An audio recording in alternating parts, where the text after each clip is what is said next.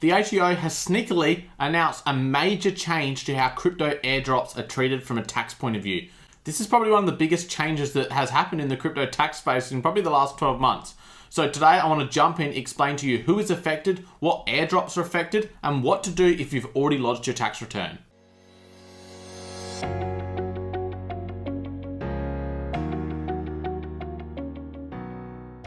Hello everyone, my name is Ethan Rushock and we're back with another crypto tax topic, and this week is all about airdrops, and it comes on the back of the ATO sneakily updating their website talking about initial allocation airdrops.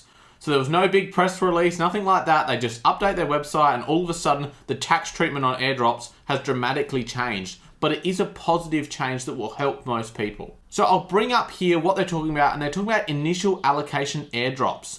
So their wording for that is a crypto project may make an initial airdrop of tokens that is the very first distribution of its tokens. These tokens are the initial allocation if there's been no trading in the project tokens prior to the airdrop. Now we've definitely had some of these situations recently. So look at the ENS airdrop or the Lux airdrop or the Ape coin airdrop. All of these would likely fall under this initial allocation airdrops tax treatment.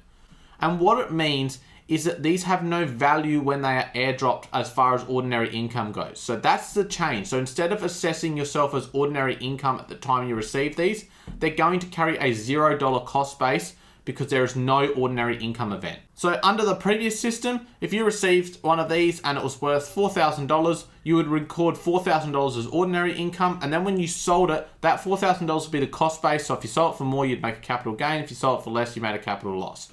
Under the new system, there is no ordinary income event. It will just be nothing happens then, and then when you sell it, it will be a gain based on what you sell it for because there'll be $0 cost base. So it's a much simpler system, and it avoids the issue that I'm going to talk about soon as far as ordinary income and capital gains goes. Now I will look at another example that the ATO have here, and this is if you have to pay to get the initial airdrop. And they're saying it's still the same system, it's just what you pay, so it might be some kind of gas fee or something like that, that will form the cost base, but there's still no ordinary income event when you derive this at the start. So again, it is making things simpler for the taxpayer.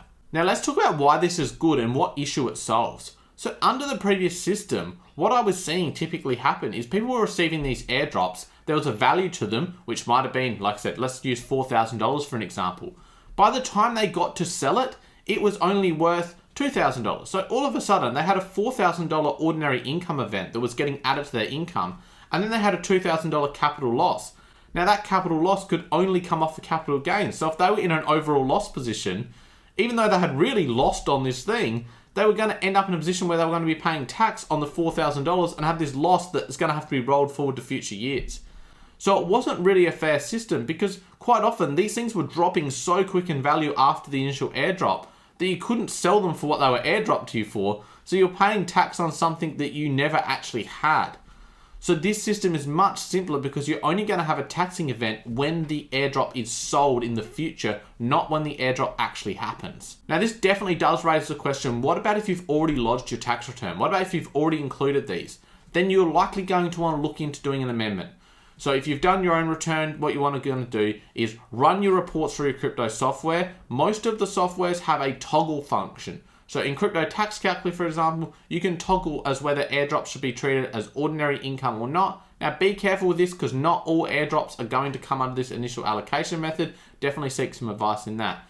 But then you can rerun your reports and then amend your tax return. Or if you've gone through an agent, say to them, hey look, I definitely had one of these coins that were airdropped to me. Can we look at doing an amendment? There may be a cost, but they can run through and go, okay, this is going to be the change. You're going to make this difference to your final tax return. This is going to be the cost. Let's proceed and get it done. I think this is an overall really positive step. Let's hope they start looking at staking rewards and maybe providing a similar system. Fingers crossed for that one. I really appreciate you watching the video. Make sure you've hit that like button, hit the subscribe button, and drop a comment down below. Were you affected by these changes? And again, I thank you for watching. I'll talk to you again on the next video.